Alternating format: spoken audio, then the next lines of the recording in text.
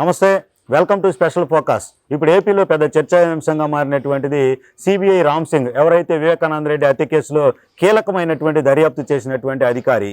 రామ్ సింగ్ పైన ఎవరైతే వివేకానంద రెడ్డి హత్య కేసుకు సంబంధించినటువంటి వ్యక్తులు అక్కడ లోకల్ కోర్టులో, పులివెందుల కోర్టులో దాఖలు చేసినటువంటి పిటిషన్ నేపథ్యంలో కేసు నమోదవటం, చక్క ఏదైతే ఛార్జ్ షీట్ కూడా ఫైల్ చేసి కోర్టుకు సమర్పించడం, దీంతో అలర్ట్ అయినటువంటి సిబిఐ ఇప్పుడు ఎస్పీగా ఉన్నటువంటి, అప్పట్లో ఏఎస్పీగా ఉన్నటువంటి రామ్ సింగ్, అలాగే ఆ కేసుకు సంబంధించి తమను బెదిరించారంటూ నిందితులే ఇన్వెస్టిగేషన్ ఆఫీసర్ పైన, సునీత భర్త రాజశేఖర రెడ్డి పైన, ముగ్గురు పైన కేసు పెట్టి ఏదైతే ఛార్జ్ షీట్ వేయించి కోర్టుకు పెట్టిన పరిస్థితుల్లో హైకోర్టును ఆశ్రయించారు ఈ ముగ్గురు కూడా. ప్రస్తుతం హైకోర్టులో విచారణ 10వ తేదీన జరగనున్నటువంటి పరిస్థితి. దీనికి సంబంధించి హైకోర్టు సీనియర్ అడ్వకేట్, మహిళా న్యాయవాదిగా ఉన్నటువంటి రజనీ గారు మనతో అసలు ఈ యొక్క వ్యవహారానికి సంబంధించి ఏం జరగబోతుందని తెలుసుకున్నాం. మేడం నమస్తే. ప్రస్తుతం రాష్ట్రంలో చర్చనీయాంశంగా ఉంది. హైకోర్టులో కూడా ఒక పిటిషన్ క్వాష్కి సంబంధించి దాఖలు చేసిన పరిస్థితి. సిబిఐ రామ్ సింగ్ కావచ్చు, అలాగే సునీత, రాజశేఖర రెడ్డి కావచ్చు. ఒక సిబిఐ అధికారిపైనే కేసు వేసే పరిస్థితి, నిందితుడు. దీన్ని ఎలా చెప్పుకోవచ్చు? అసలు క్వాష్ ఏం జరిగే అవకాశం ఉందంటారు? ముఖ్యంగా ఈ కేసు విషయంకి వస్తేనండి, కేసు వేసినోడు ఎవడు, వాడికి ఏం అర్హత ఉంది? వాడు సుప్రీంకోర్టులో సిద్ధార్థ లుద్రా గారు కేసుకి సంబంధించి సునీతమ్మ గారు అపీర్ అవుతుంటే అక్కడ కూడా వేద్దామని చూశాడు. ఎవడురా నువ్వు, నీకేం సంబంధం కేసు కానీ సుప్రీంకోర్టు మడిచి పక్కన పడేసింది. ఇప్పుడు కూడా వీడికి కేసుకి సంబంధం లేదండి. వీడు ఏం చెప్తాడంటే, ఈ కృష్ణారెడ్డి అన్నాడు, నన్ను పలానా పేర్లు చెప్పమన్నారండి అని. ఎలా అండి? ఎంక్వైరీ జరుగుతున్నప్పుడా, లేకపోతే ఎంక్వైరీ అయిపోయాక రాత్రికి ఇంటికి వచ్చా, లేకపోతే ఎవరన్నా ఫోన్ల ద్వారానా, మెసేజ్ల ద్వారానా? ఎలా అమ్మా? వాళ్ళు చెప్పారమ్మా నీకు అనేటటువంటి పరిస్థితి. ఎందుకంటే నిన్నటి రోజు సిఐడి విచారణ జరుగుతున్నప్పుడు నేను అక్కడ ఎదురుగా కూర్చున్నానండి. నా ఎదురుగా TV5 సాంబశివరావు గారు కూర్చున్నారు. సిఐడి వాళ్ళు క్వశ్చన్లు అడుగుతున్నారు.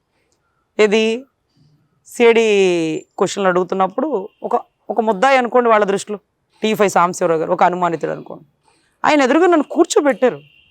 ఒక మనిషి ఇక్కడ కూర్చుండగా ఇంకొక వ్యక్తిని క్వశ్చన్లు అడుగుతారు. ఆ ప్రతి క్వశ్చన్ వీడియో టైప్ రికార్డ్ చేస్తారు. నన్ను ఇలా అడిగారు, అలా అడిగారంటే మేము ఎప్పుడు అడిగామండి అంటూ ఆధారాలు చూపిస్తారు.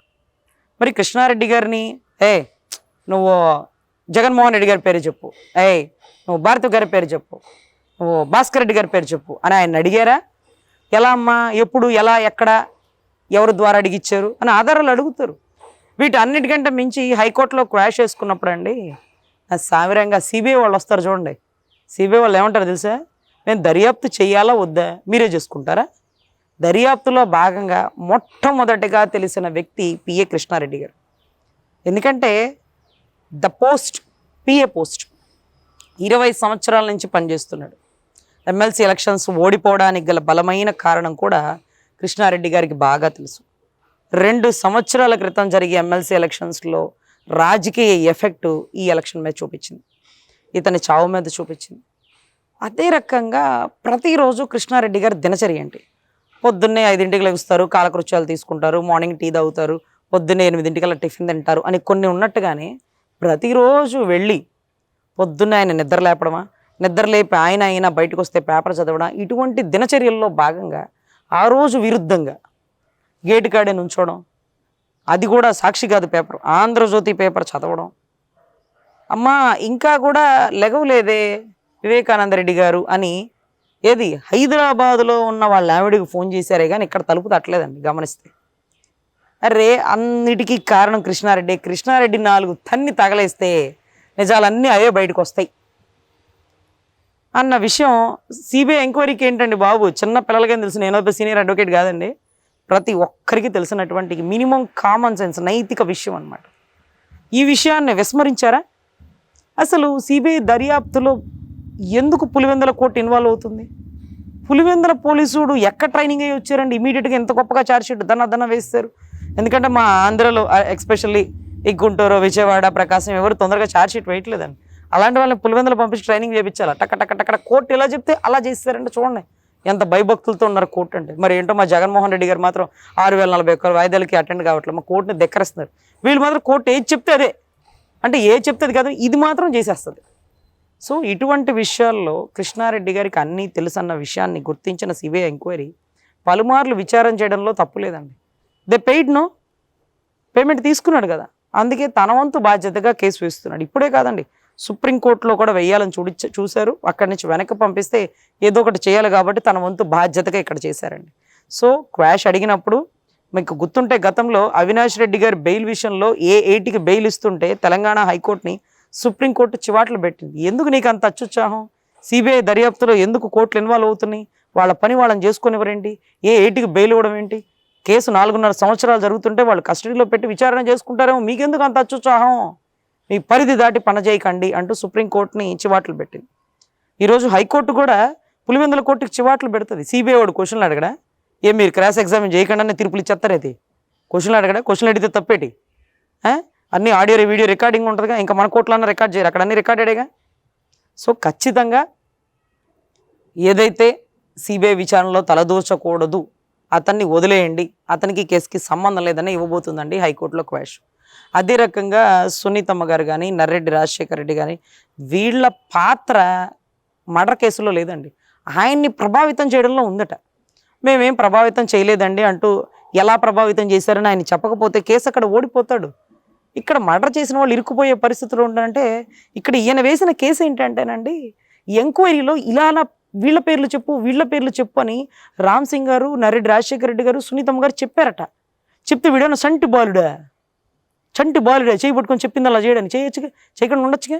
కాదట, కేసు వేయాలంట, ఏదో కేసు ఈయన వేయాలన్నమాట. వేయకపోతే వాళ్ళు ఊరుకోరు, వాళ్ళ దగ్గర పేమెంట్ తీసుకున్నాడు, పని చేయొద్దు మరి. పాపం ఈయన పాటలు ఏనవ్వలేండి. అరే నీకు ఏం న్యాయం కావాలిరా అంటే, 20 సంవత్సరాలు పనిచేసిన మా యజమాని చావుకి కారణాలు తెలియాలనలేదండి, నా పాస్పోర్ట్ రెన్యూల్ చేయాలన్నాడు. నువ్వేం కోరుకున్నావు అంటే, నా ఉద్యోగం తిరిగి రావాలనుకుంటున్నావు. ఏం ఎక్స్పెక్ట్ చేస్తున్నావు ప్రశాంతంగా ఉండడానికి అంటే, ఆయన రహస్యాలు, చావుకు సంబంధించిన రహస్యాలు తెలియాలంటే ఆయన రాజకీయ కుట్రకోణంతో చంపారండి అని చెప్పలేదండి. నా కొడుకు పెళ్ళిళ్ళు అయిపోవాలి, నేను అమెరికా వెళ్ళిపోవాలన్నాడు. ఇలాంటి దరిద్రుడిని పిఏ పోస్టులో పెట్టుకోవడం, కృష్ణారెడ్డి గారి పాత్ర ఏమాత్రం ఉందో రాష్ట్ర ప్రజలందరికీ తెలియడం. సో ఈయన కేసు వేస్తే మళ్ళీ పులివెందుల కోర్టు దానితో పనిచేయడం. పులివెందుల కోర్టు ఏం పెద్ద తోపు కోర్టు కాదండి, దాని మించిన హైకోర్టు ఉంది. హైకోర్టు ఏం పెద్ద తోపు కోర్టు కాదండి, దాని మించిన సుప్రీంకోర్టు ఉంది. ఈ కోర్టులని మనం అనకూడదండి ఏమి. సుప్రీంకోర్టు హైకోర్టును తిట్టుద్ది, హైకోర్టు పులివెందుల కోర్టును తిట్టుద్ది. ఇక్కడ పులివెందుల కోర్టులో వీడే ముద్దాయి, కానీ హైకోర్టుకు వచ్చి ఆర్గ్యుమెంట్ జరిగాక వీడికి కేసుకి సంబంధం లేని జడ్జిమెంట్ ఇచ్చేస్తారు. ఇట్లాంటి కేసులు కొన్ని వేల కేసులు మేము చూసినామండి. సో ఖచ్చితంగా ఇక్కడ కూడా జరగబోయేది అదే. ఎందుకు మీరు ఎంక్వైరీలో విచారణలో వస్తున్నారు? అదేమన్నా పీక మీద కత్తి పెట్టారా? నీ పేరు చెప్పమన్నారు, నువ్వు చెప్పకుండా ఉండొచ్చుగా. సరే పేరు చెప్పమన్నారు, ఎప్పుడు చెప్పమన్నారు, ఎలా చెప్పమన్నారు, చెప్పమన్న దానికి ఆధారాలు ఏంటి? సునీతమ్మ గారు వాయిస్ రికార్డ్ ఫోన్ చేసి, ఇదిగో కృష్ణారెడ్డి, నా అన్న జగన్మోహన్ రెడ్డి అంటే నాకు కుట్ర కోణం ఉంది, కక్ష ఉంది, వాడి పేరే చెప్పు అని చెప్పిందా? ఏదో ఆడియో రికార్డు తీయమ్మా, గూగుల్ టేక్అవుట్ లొకేషన్ పట్టుకురమ్మా. ఏమీ లేవే, ఆధారాలు ఏం లేవండి. టపక్కమని కేసు వేయడమే, ఏదో విచారణ జరుగుతుంది. మనల్ని డైవర్షన్ పాలిటిక్స్ అనమాట. కేసు ముందుకెళ్ళిపోతుందండి. ఏ8 వరకు వచ్చేసింది. ఏ9 ఏ10 రావాలంటే ఎలక్షన్ కూడా ఆన్ అవ్వాలి. టాప్ లీడర్ లాంటి అవినాష్ రెడ్డి గారు, షార్ట్ లీడర్ లాంటి జగన్మోహన్ రెడ్డి గారు మొత్తం సర్దుకొని వచ్చేటటువంటి పరిస్థితి ఉంది. సతీ సమేతంగా రావాల్సిన పరిస్థితి ఎందుకు వచ్చిందంటే, ఆ రోజు అజయ్ కల్లం గారు మీటింగ్ జరుగుతుండగా భారతి గారు కబురు చేశారు, జగన్మోహన్ రెడ్డి గారు పైకి వెళ్ళారు. అంటే ఫస్ట్ ఫోన్ లిఫ్ట్ చేసింది భారతి గారు, ఫస్ట్ విషయం తెలిసింది భారతి గారికి. అంటే ఎవరు ఫోన్ చేశారు భారతి గారికి? భారతి గారి పిఏ ఫోన్ నెంబర్ నుంచి వచ్చిందా? భారతి గారే ఫోన్ లిఫ్ట్ చేశారా? కానీ జగన్మోహన్ రెడ్డి గారి కంటే ముందు తెలిసింది భారతి గారికి. అది కూడా ఎన్నిటికండి? 4:30 లోపే. ఇక్కడ తెలిసింది 6 మీటింగ్ జరిగింది 4:30. ఆ టైంకల్లా నేను అటెండ్ అయ్యాను నా అజయ్ కల్లం గారు. పైకి వెళ్ళారు, మాట్లాడారు, మళ్ళీ కిందకు వచ్చారు. చిన్న ఆయన Vivekananda Reddy is no more, మళ్ళీ క్యారీ ఆన్ మీటింగ్ అన్నారట. అదేదో ఆపరేషన్ చేసిన డాక్టర్ కనుక ఈజ్ నో మోర్ అంటే మళ్ళీ ఇంకో ఆపరేషన్ చేసుకోవడానికి వెళ్ళిపోతారు చూడండి. ఆ మాదిరిగా అంత చిత్తశుద్ధి ఉందండి. ఆ రోజు ఏం చూస్తున్నారో తెలుసండి, యజ్ఞం కాదండి, మేనిఫెస్టో. మన దరిద్రపుకోట రాష్ట్ర మేనిఫెస్టో రూపొందించింది వివేకానంద రెడ్డి గారు చనిపోయిన గడియల్లో. సో తద్వారా అసలు కేసు వేసేవాడే ఒక ముద్దాయి అయితే, ముద్దాయికి కేసు వేసే అధికారం ఉందా? ఆ ముద్దాయి అంటాడండి, తుడిపేస్తే నాకేం సంబంధం అంటాడు. అరే నువ్వు అక్కడే నుంచొని శవానికన్నా కాపలా గాయలేవా? నువ్వు బతుకున్నప్పుడు మనిషికి కాపలా గాయాలా, మనిషి పోతే శవానికి కాపలా గాయాలా? వాడు ఎవడో కడుక్కుని తుడుచుకుంటాడు, ఏదన్నా పెళ్లి పెట్టలేసి పెళ్లి చేస్తున్నారా? ఏమయ్యా స్వామి, వాడేం చదువుకున్నాడు? సిఐ శంకరయ్య. అది గొడ్డలపోటు కాదు గుండెపోటు అంటాడు. అసలు కడిగేయడానికి వచ్చినోడు ఎవడు? కడిగితే తప్పేంటన్నాడండి దేవిరెడ్డి శివశంకర్ రెడ్డి. మేము కడిగిందేగా, కడిగితే 7 ఏళ్ళు జైలు శిక్షగా, దానికి కూడా లోపలేస్తారా అన్నాడండి వాళ్ళ లాయరు. కడిగితే 7 ఏళ్ళు జైలు శిక్షగా, దానికి లోపలేస్తారు అంటే కడిగాడుగా. 7 ఏళ్ళు జైలు శిక్ష అని వాళ్ళ లాయర్కి తెలిసిపోయిందిగా. ఇంకేంటండి కేసు అంతా వాళ్ళకి తెలిసిపోతే? ఎవడు చెప్తే కడిగాడో వాడే దొంగ, లేకపోతే నీకు ఎవడు చెప్పాడో వాడిని పట్టుకొస్తే వాడిని తెలిస్తే అసలు దొంగ బయటకు వస్తాడు. ఎక్కడో కథా స్క్రీన్ ప్లే దర్శకత్వం చేసేవాళ్ళు ఒకళ్ళు, యాక్టర్స్ ఒకళ్ళు మొత్తాన్ని తెచ్చి మూకుమ్మడి దాడి చేస్తే మొత్తం కేల్కతం దుకాణం. దీంట్లో లాయర్లు అంటారండి, మర్డర్ చేసినోడు మావాడు కాదుగా, కడిగినోడు మావాడేగా, అంతే కదా. మావాడికి 7 ఏళ్ళు, చేయించినోడికి 10 ఏళ్ళు, స్క్రిప్ట్ రచించినోడికి ఎన్ని ఏళ్ళండి? ఇదంతా రాజకీయ కుట్రకోణం. దీంట్లో ఎటువంటి ఆస్తి వివాదాలు లేవని తేల్చేసినటువంటి సిబిఐ. గత ఎమ్మెల్సీ ఎలక్షన్స్ ప్రభావం కూడా ఈ కేసు మీద ఉంది. ఖచ్చితంగా బీటెక్ రవి, ఆదినారాయణ రెడ్డికి ఎటువంటి సంబంధం లేదు. కుటుంబం మొత్తం తిరుగుతుంది. నారాసురుడిని ఒక్కసారి కూడా పిలవలేదండి. ఈ జగనాసురుడు చుట్టే తిరుగుతుంది కదంట. అందులో సిబిఐ ఒక చిన్న విజ్ఞప్తి చేసింది. ప్రపంచానికంటే తెలియకముందే గౌరవ జగన్మోహన్ రెడ్డి గారికి తెలుసు. ఫస్ట్ ఫోన్ లిఫ్ట్ చేసింది భారతి గారు. మరి ఏ 9, ఏ 10, ఏ 12 వీళ్ళిద్దరు ఉండకుండా ఉంటారా? ఉంటారుగా. అసలు వీళ్ళిద్దరిని విచారణ పిలవకుండా ఉంటారా? పిలవాల్సిందిగా. పిలిస్తే ఏం చెప్తారు? అర్రే చెన్నై చనిపోయినాడంట, ప్రశాంతంగా మీటింగ్ ఏంటో చెప్పినావయ్యా. ఏమోనండి, నేనంతా డ్యూటీ మైండెడ్. సరే మీటింగ్ అయితే అయిపోయింది, దాని తర్వాత ఫ్లైట్కి రావాలి కదా, చార్టెడ్ ఫ్లైట్ వాడతావు కదా. తాడేపల్లి నుంచి కృష్ణాయపాలెనికి చార్టెడ్ ఫ్లైట్ వాడినట్టు, తాడేపల్లి నుంచి తెనాలికి చార్టెడ్ ఫ్లైట్ వాడినట్టు, లోటస్ ప్లాంట్లోని చార్టెడ్ ఫ్లైట్ కూడా దిగడానికి పెట్టినట్టు ఉండాలిగా. మరి ఎందుకు వెళ్ళా అంత లాంగ్ జర్నీ ఎందుకు చేసినావు? డ్రైవర్ ఎందుకు చనిపోయినాడమ్మా? ఎవడికి 2 కోట్లు 3 కోట్లు ఇచ్చి కేసు ఒప్పుకోమన్నా వాడు ఎందుకు చచ్చిపోయాడు? పాపం ఆపరేషన్ చేసిన ఈసీ గంగిరెడ్డి గారు ఎందుకు చచ్చిపోయారు? ఏంటి హత్యలు? ముద్దుసీను, భాను, సూరి ఈ హత్యలాగే ఉన్నాయా? ఏమో మరి. సో ఖచ్చితంగా పులివెందల గుట్టు, పులివెందల్లో రాజకీయ కుట్రకోణం. పాపం పులివెందల్లో అందరూ మంచివాళ్ళు, చదువుకున్న వాళ్ళు, విజ్ఞానవంతులు, అన్ని కులాల వాళ్ళు ఉన్నారండి. కానీ ఈ ఒక్క ఇంటి పేరు చూసారా? ఇంటి పేరు మీరు వినుంటే బహుశా, మా ఇంటి పేరు నక్క. అది దళితుల్లో ఉంది, కాపుల్లో ఉంది, యాదవుల్లో కూడా ఉందంటండి. మరి వాళ్ళ ఇంటి పేరు ఏడిట్ల సందింట అనేది ఉంది చూడండి. అదేందో మరి ఒక్కళ్ళకే ఉందండి. ఎందేంటి సందేటి, ఎందేటి సందేటి చూడండి. అది పాపం అసలు నోరే తిరగట్లేదు. ఆ ఎందేటి సందేట్లు ఉన్నాయి చూడండి, అది ఆ ఒక్క రెడ్డి కులంలోనే ఉందా? వీళ్ళకి తప్ప ఇంకెవరికైనా ఉందా? ఈ ఇంటి పేరుతో ఉన్నవాడు కర్ణాటకలో ఉన్నాడా, ఆంధ్రాలో ఉన్నాడా, గుంటూరులో ఉన్నాడా, ప్రకాశంలో ఎవరు లేడండి. వాళ్ళ కుటుంబం ఒకటే, వాళ్ళ ఇంటి పేరు కూడా వాళ్ళే పెట్టుకున్నటువంటి చరిత్ర మరి ఎవరికీ లేదు. ఏ కులాల్లో లేదు, ఆ కులంలో కూడా ఎవరికీ లేదు. సో చరిత్రను సృష్టించాలన్నా, చరిత్రకి చెదలబట్టాలన్నా వీళ్ళేనండి. రాజారెడ్డి గారి బాంబులు చుట్టిన దగ్గర నుంచి, తండ్రి నుంచి అంటే తండ్రి నుంచి లక్షణాలు ఎంత వస్తాయో తెలియదు కానీ తాత నుంచి ఆస్తులు వస్తాయంటారు చూడండి. తాత నుంచి బుద్ధులు కూడా బాగా సంక్రమించుకున్నాడండి. తద్వారా రెండో రాజారెడ్డిలాగా ఈరోజు రాష్ట్రాన్ని రాజారెడ్డి రాజ్యాంగం రచించాడండి. అదే రకంగా కుట్రకోణంలో, చంపడంలో, చావడంలో తండ్రిని సైతం ఏ రకంగా చనిపోయాడో ఈ రోజుకి ఎంక్వైరీ వేయించాలండి. నిజంగా షర్మిలమ్మ వస్తే సిబిఐ ఎంక్వైరీ వేయించమని విజ్ఞప్తి చేస్తాం.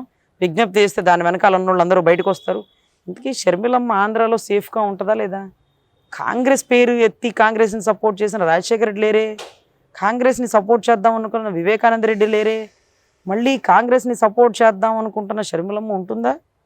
ఆమెని సపోర్ట్ చేయాలనుకున్నటువంటి విజయమ్మ ఆంధ్రాలో అడుగుపెట్టే ధైర్యం చేస్తుందా? వీళ్ళిద్దరికీ మనుగడ ఉంటుందా? వీళ్ళిద్దరు నోరు తెరిస్తే వివేకానంద రెడ్డి గారి కేసే బయటకు వస్తుందా, తండ్రి చావే బయటకు వచ్చిద్దా, లేకపోతే ఆ ఆస్తుల పంపకాల ఏంటో ఇవన్నీ అన్నిటికీ కూడా శుభం కార్డు పడే రోజు ఆసన్నమైందండి. Thank you madam.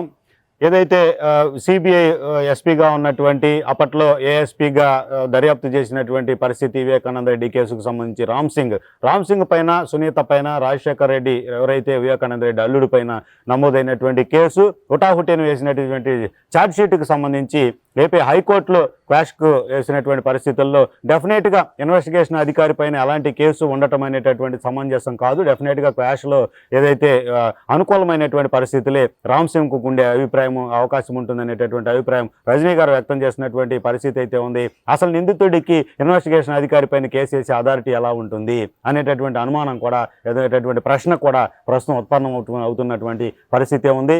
ఏదైతే ప్రలోభాలకు, ఒత్తిళ్లకు తలొగ్గి లొంగి బెదిరిపోయే ఈ యొక్క ఘటనకు ఏదైతే కేసు వేయడానికి దారితీసిన పరిస్థితులు ఉన్నాయనేటటువంటిది అల్టిమేట్గా తెలుస్తున్నటువంటిది. ఇది ఈరోజు టాపిక్. మరో టాపిక్తో మళ్ళీ కలుద్దాం. నమస్తే.